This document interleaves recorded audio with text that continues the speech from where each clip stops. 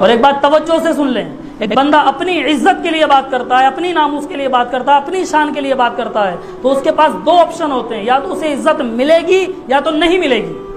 उसे इज्जत मिल भी सकती है, नहीं भी मिल सकती, लेकिन एक बंदा जो अल्लाह और उसके रसूल की इज्जत की बात करे, ये गारंटी है कि उसे अल्लाह इज्जत अता फरमाता है। उसे किसी साहब ने कहा था कि हजरत बहुत कम उम्र है, अभी पूरी जिंदगी पड़ी है, बहुत सारे मौके आते हैं जब आप इतना खुलकर बात कर सकते थे, अभी क्यों बात की? ये जुर्रत कहाँ से आई, ये हिम्मत कहाँ से आई? मैंने कहा तुम ये बात मुझसे पूछते हो, जाओ हजरत माज और हजरत मुअव्विज़ से पूछो।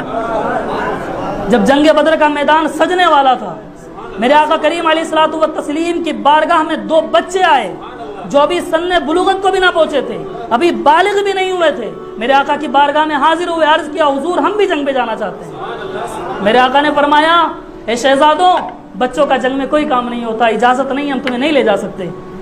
वो रोने लगे, तड़पने लगे, गुजारिशात पेश करने लगे, रिक्वेस्ट करने लगे, हाथ जोड़ने लगे, हुजूर हम जंग में जाना चाहते हैं। मेरे आका ने मुस्कुरा कर फरमाया, अगर ऐसा है तो फिर जाओ और जाकर मेरे सहाबा के साथ सफ में खड़े हो जाओ, अगर तुम्हारे कंधे सहाबा के बराबर हो गए तो तुम्हें जंग में ले चलूंगा। क्या वो नहीं जानते थे कि हमारी लंबाई सहाबा के बराबर नहीं होगी? लेकिन वो दोनों बच्चे फिर भी गए और सफ में जाकर खड़े हो गए। एक सहाबे ने पूछा, बच्चों यहाँ क्या कर रहे हो? कहा, नबी आखिर ज़माने ने फरमाया है कि अगर हमारे कंधे आपके कंधों के बराबर हो गए तो जंग में ले चलेंगे। कहा, तो फिर तुम्हारे कंधे तो मेरे बराबर नहीं हो रहे। ऐसा करो, जो सबसे कम हाइट वाले सहाबी हैं उनके पास जाओ, जिनका कद सबसे छोटा हो उनके पास जाओ। उन्होंने पूरे मजमे पे नजर दौड़ाई, सबसे कम हाइट वाले, सबसे कम कद वाले जो सहाबी नजर आए उनके पास जाकर खड़े हुए, लेकिन अभी भी कंधा मिलता नहीं था। एक सहाबी ने दूसरे सहाबी से कहा कि ऐसा करो भाई, कोई पत्थर उठा लाओ। वो दोनों, उन्होंने कहा एक से नहीं उठेगा, चलो हम दोनों चलते हैं। अभी नन्हे नन्हे सहाबी हैं, दोनों जाते हैं, एक पत्थर को उठा कर लाते हैं। पत्थर नहीं उठ रहा, लेकिन इस्लाम का जज्बा इतना है कि जंग में शरीक होना है। पत्थर उठाकर लाए और सहाबी के पास रखा और दोनों उसके पास उस पर खड़े हुए। जब खड़े हुए तो कंधे बराबर हो गए। मेरे आका ये सारा मंजर देख रहे थे और सहाबा, मुझे यकीन है उस वक्त सहाबा यही कहते होंगे, ज़बान हाल से यही बात निकलती होगी कि देखो मेरे नबी की शान, देखो मेरे नबी की शान। बच्चा बच्चा है। वो दोनों सहाबी जंग में शरीक हुए।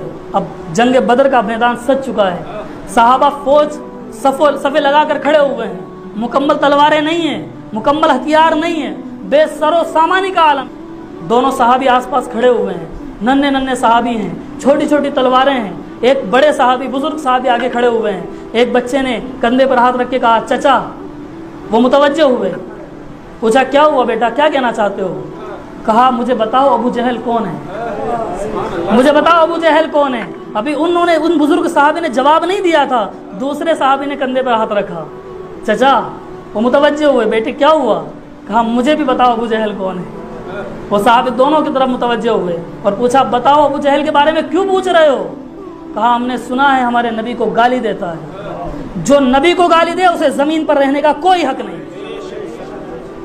उसको इस जमीन पर रहने का, अल्लाह और उसके रसूल की जमीन पर रहने का, यहाँ खाने का, पीने का, जीने का, सांस लेने का कोई हक नहीं है। आज हम दोनों इसी इरादे से आए हैं कि या तो हम जाएंगे या तो अबू जहल जाएगा।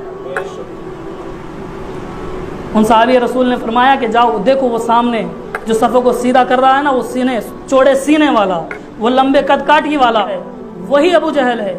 जैसे ही सुना, मैदान जंग में, मैदान कारज़ार में छलांग लगा दी। दोनों सहाबी दौड़ते हुए गए, मुख्तलिफ जख्म खाए, हत्ता कि एक सहाबी का तो हाथ भी कट गया। जब वो हाथ आड़े आया तो अपने पैर के नीचे दबाया और उस हाथ को तन से जुदा कर दिया और फिर अबू जहल का सर तन से जुदा किया और हाथ में उस सर को लेकर के नबी आखिर ज़माने अलैहिस्सलातु व तस्लीम की बारगाह में आए और अर्ज किया, हुजूर देखें हमने अपना वादा निभाया है, हम अबू जहल का सर लेकर आए। हज़रात गिरामी क़द्र, हमसे पूछते हो जुर्रत कहाँ से आई? जाओ पूछो माज और मुअव्विज़ से। तुम समझते हो हमारी माओ ने हमें सिर्फ दूध पिलाया है? सिर्फ दूध नहीं पिलाया, जुर्रत भी पिलाई है, बहादुरी भी पिलाई है। हमारे दिलों में इश्क़ मुस्तफ़ा उतारा है हमारी माओ ने। और याद रखो, जब तक इश्क़ मुस्तफ़ा हमारे सीनों में है, हमारा खौफ उन कमीनों में है। हज़रात गिरामी क़द्र, तुम समझते थे हमें डरा दोगे?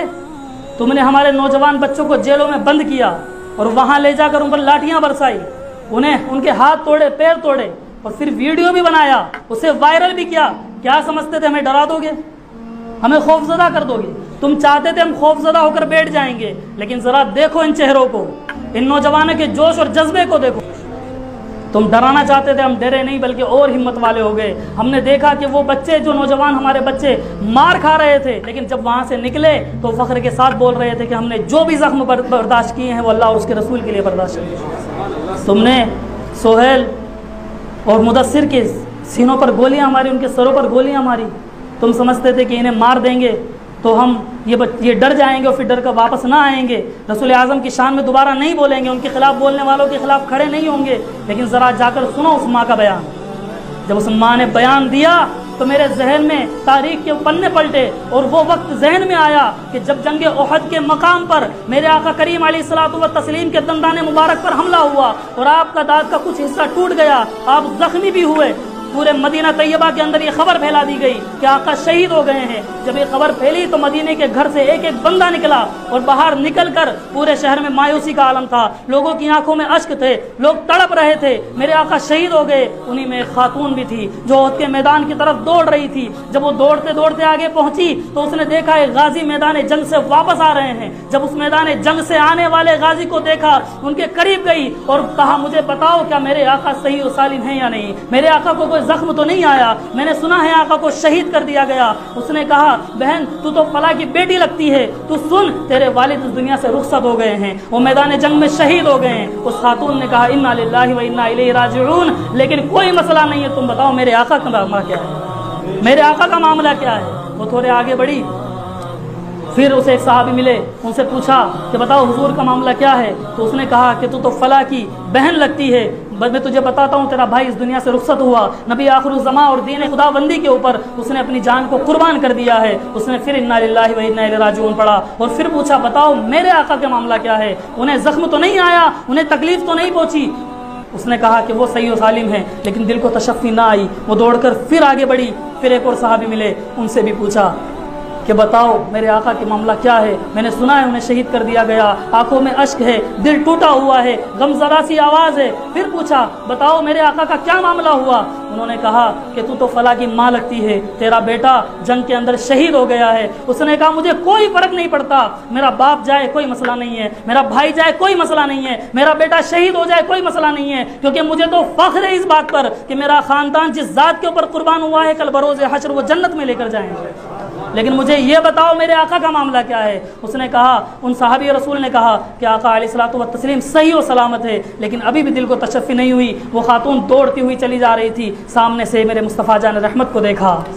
आका अपनी सवारी पर सवार होकर बड़ी शान और आज़मत के साथ तशरीफ़ ला रहे हैं। जब चेहरे पर नज़र पड़ी तो दोजानू होकर वहीं रोड पर, सड़क पर बैठ गई और आंखों से अश्क जारी होने लगे और रो रो कर कहने लगी, या मोहम्मदा, या मोहम्मदा, आइए तो सही, मेरे करीब तो आइए, मैं आपको देखना चाहती हूँ, आपके चेहरे की ज़ियारत करना चाहती हूँ कि मेरे दिल को तसल्ली आए। जब आका करीम अलैहिस्सलातु व तस्लीम उनके करीब आए, मेरे आका ने फरमाया, मैं ताज़ियत पेश करता हूँ कि तुम्हारे वालिद, तुम्हारे भाई और तुम्हारे बेटे इस्लाम की जंग में शहीद हो गए। उन्होंने कहा, हुजूर अब कोई ताज़ियत की ज़रूरत नहीं है, अब कोई ताज़ियत की ज़रूरत नहीं है, अब कोई गम दिल के अंदर नहीं है, जब आप हैं तो गम को कोई जगह नहीं है मेरे दिल के अंदर। और फिर मामला वही हुआ कि उनके निसार कोई कैसे ही रंज में हो, उनके निसार कोई कैसे ही रंज में हो, जब याद आ गए हैं सब गम बुला दिए, उनकी महक ने दिल के गुंचे खिला दिए, जिस राह चल दिए हैं कूचे बसा दिए हैं। और वो माँ भी मुझे याद आती है कि जो अपने बच्चे को लेकर मेरे आका की बारगाह में पहुंची थी, शीर खार बच्चा है, अभी दूध पीता है, अभी न चलना जानता है, न खड़ा होना जानता है, न बोलना जानता है, मेरे आका की बारगाह में लेकर पहुंची और पहुंचकर अर्ज़ करने लगी, हुजूर इस बच्चे को कबूल फरमा लें, आप जंग में जा रहे हैं इसे भी ले जाएं। मेरी खातून कहने लगी, हुजूर मैं चाहती हूँ कि आपके साथ जंग में शरीक हो, जिस तौर पर भी आप चाहें इसे ले जाएं। मेरे आका ने फरमाया, बात तुम्हारी सही है, लेकिन ये मेरी प्यारी सहाबिया, मुझे ज़रा बताओ मैं इसको कैसे इस्तेमाल करूँगा, जंग में ये मेरे कैसे काम आएगा। तो फिर उस औरत ने एक तारीख साथ जुमला कहा और दुनिया की तमाम माओं को पैगाम अता फरमाया। वो कहने लगी कि हुजूर जब आप पर तीरों की बारिश हो, जब चार जानिब से तीर बरसने लगे तो मेरे बेटे को हाथ में लेना और ढाल की तरह उठा देना, सारे तीर ये बच्चा बर्दाश्त करेगा, आप पर एक तीर भी नहीं आना चाहिए। पूरी दुनिया की माओं को सिखा दिया कि हमारे बच्चे किसके लिए हैं, ये ज़मीन और ज़मा किसके लिए, ये मकीन और मका किसके लिए, ये दहन में ज़बा किसके लिए, ये बदन में हैजा किसके लिए, हम आए यहाँ किसके लिए, उठेंगे भी वहाँ किसके लिए। ये सब कुछ नबी के लिए है, ये सब कुछ आका के लिए है। हमारे बदन के अंदर जो जान है वो भी मुस्तफ़ा का सदका है, जो हम बात कर रहे हैं ये ज़बान है वो भी मुस्तफ़ा का सदका है। हमारे जिस्म का एक एक कतरा, एक एक खून का कतरा सिर्फ और सिर्फ आका अलैहिस्सलातु व तस्लीम का सदका है। अगर ये ज़िंदगी नबी पर काम ना आ सकी तो फिर बेकार है ये ज़िंदगी। और मैं सलाम करता हूँ उन माओं को जिनके बच्चों ने अपनी जानों को कुर्बान करके पूरी दुनिया को पैगाम दिया कि जो जान मांगो तो जान देंगे, जो माल मांगो तो माल देंगे, मगर हमसे ये ना हो सकेगा कि नबी का जाहो जलाल देंगे। और ये एक जान क्या है, अगर हो करोड़ों तेरे नाम पर सबको कुर्बान करूँ मैं। हज़रात गिरामी क़द्र, घबराहट खौफ उनको होता है जिनके अंदर ईमान नहीं होता। हम तो ईमान वाले लोग हैं, इस दुनिया से हमें सरोकार ही क्या, 60-70 साल की ज़िंदगी, उसके लिए इतनी जद्दोजहद। और हज़रत खालिद बिन वलीद का वो कौल भी याद कीजिए, आपने अपने झुब्बे को उतारा और सारी दुनिया को बताया कि लोगों देखो मेरे जिस्म का अगर कोई हिस्सा तुम्हें मिल जाए जहाँ जख्म ना लगा हो, कहीं तीर का जख्म मिलेगा, कहीं तलवार का जख्म मिलेगा, कहीं नेज़े का जख्म मिलेगा, कहीं पर तुम्हें मेरा सीना छिदा हुआ मिलेगा, कहीं पर तुम्हें मेरे बाजू कटे हुए मिलेंगे, लेकिन याद रखो मुझे मैदान के अंदर मौत ना आई। अगर जख्म मौत दे सकते, अगर जंग जान ले सकती तो फिर खालिद बिन वलीद की जान मैदान जंग में जाती, लेकिन आज देखो मैं बिस्तर पर जा रहा हूँ। तो दुनिया जान ले इस बात को कि जान देने वाला और इज्जत देने वाला और मौत अता करने वाला सिर्फ और सिर्फ रब्बे जुल जलाल है। वो जहाँ चाहेगा वहाँ जिंदगी अता फरमाएगा, जहाँ चाहेगा वहाँ मौत अता फरमाएगा। तो जिंदगी मौत से हमें कोई सरोकार नहीं, कल आनी है, आज आ जाए, आज आनी है अभी आ जाए, मरना तो सबको है, जाना सबको है, लेकिन बात यह है कि वो जा कैसे रहा है। आज जरा जाकर पूछो, आज दिल में आप सोचो, मेरा दिल करता है काश मुदस्सिर की जगह मेरा सर होता, काश सोहेल की जगह मेरी छाती होती, काश वो गोलियां मुझ पर बरसाई गई होती। जब मैंने एक जुमला कहा तो अपनी इतनी इज्जत अता फरमाई, तो ज़रा सोचो जिन्होंने गोलियां खाई उन्हें कितनी इज्जत अता फरमाई होगी। रब्बे जुल जलाल हमें भी वैसी मौत अता फरमाए, रब्बे जुल जलाल हमें भी शहादत की मौत अता फरमाए, हमें आका करीम अलैहिस्सलातु व तस्लीम और इस्लाम के लिए अपनी ज़िंदगियों को कुर्बान करने की तौफीक अता फरमाए। अगर ज़िंदगी जिए तो दीन के लिए जिए, और अगर दुनिया से रुखसत हों तो दीन के लिए जाए। आमीन बिजाहि नबील अमीन। अस्तगफिरुल्लाह अल अज़ीम व आखिरु दावाना अनिल हम्दुलिल्लाहि रब्बिल आलमीन। अस्सलाम।